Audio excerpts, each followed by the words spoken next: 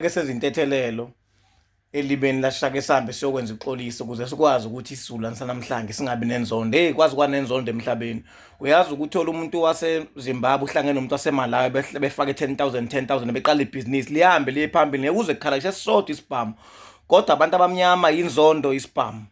Kuze uDisemba nje kuzobe kubulawana. Qala uthi unyaka oza 2026 kuzobe kubulawana. Yabona nje uzolokhu ubona Rest in Peace la umuthi yezwa isibhamu.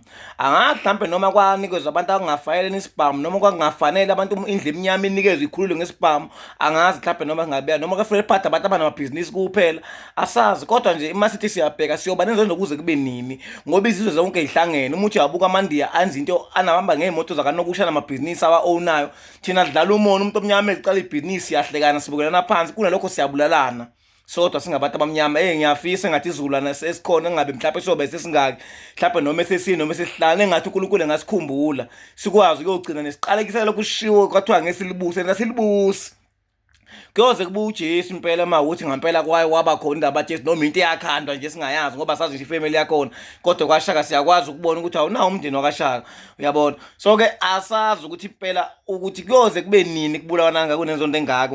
emhlabeni wonke abantu abamnyama kubulawana kukhala isibhamu nje into yazwayo izizwe zonke zihlangene bambisene mangabe zikuleli izwe leli ungabona ithule ethe du ziphizi nomcebe yabona nje manje mhlawumbe kwanathi ozothi sesithengisiwe sesingabanye amanye asebona abantu bakwaZulu ngeke uze wazi yini abantu bakwamanye amazwe befunda umqondo basazokusona ukuthi thina siphizi ikhokubana ngebhamu nje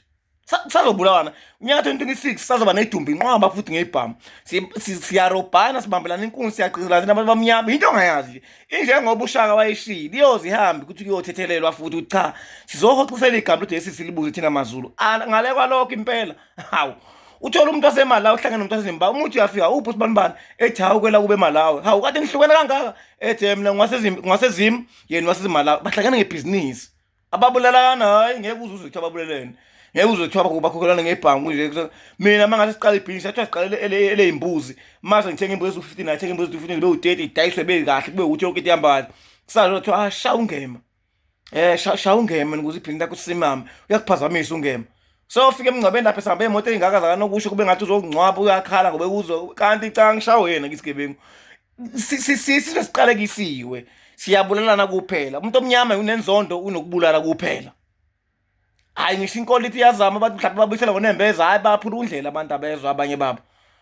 hayi ingane zakwethu hayi koze kuhambe koshweleze koze xosi mhlawumbe yolungisa isizukulwane lesesinye mhlawumbe sesi5 noma sesi noma sesikhombisa noma angazi kodwa mise kanje ngeke izilunge khohlwa ngoba nangonyaka ozasazobe sincwaba futhi salokhala isibhamu uyabona nje umuntu omnyama ngani noma isibhamu akufayela sithole noma ungafayela sithole uyayibuza ngempela ngoba basade sana u90% hayi ngikadile yabona ngema bayabona uthenga isibhamu umbuzo azobusa uthenga isibhamu uyayibona nanti usuhlukile usushintshile yabo phela umuntu manganiphila nawe uyabazi uyayibona ukuthi uthenga isibhamu washintsha hayi ngikadile lemnyango ngoba usuna 39 nje kade ukhulu ubukade obani ubungabhekiwe nabantu ohamba nawo bakini yazi baningi abantu sebathi uphatha isibhamu somthetho abazokushaya bekuphuce sona hayi but ufuna kumintshisa ube into oyigada kukumala umuntu abe nje bese emcimbini sefaka izakho ehleze ephethe isibhamu wona kusathi abamshayile bathathe isibhamu ngoba isibhamu siyisitha kumuntu hayi ngane zakwethu kusafuneka esikhuleke kanzima impela angazi kuyoze kulunge mhla senze intethelelo sashweleza ngoba waye profit ushanyo lokungasho sishaya ama 10 rand yonke imize ekhona sizocela uxolo sizoxolisa ngegama walikhipha wathi ngesilibusi asilibusi siyabulala sigcwele inzondo nomona akuthakathi saga thatha umuntu efana umshade nafike kini afika abulala umuzi awuqeda uthi nya xakanise nabakini into ongayazi nje akukho nje kukancane ukuthi kuyalunga nje kukancane ngiyakhala ngane zakwethu thola abantu bakwamanye amazwe bathola bayintetho abathola bathethu ungathi bahalamana hawu kanti lo muntu wale nawe ngwale sihlanganiswe ibhizinisi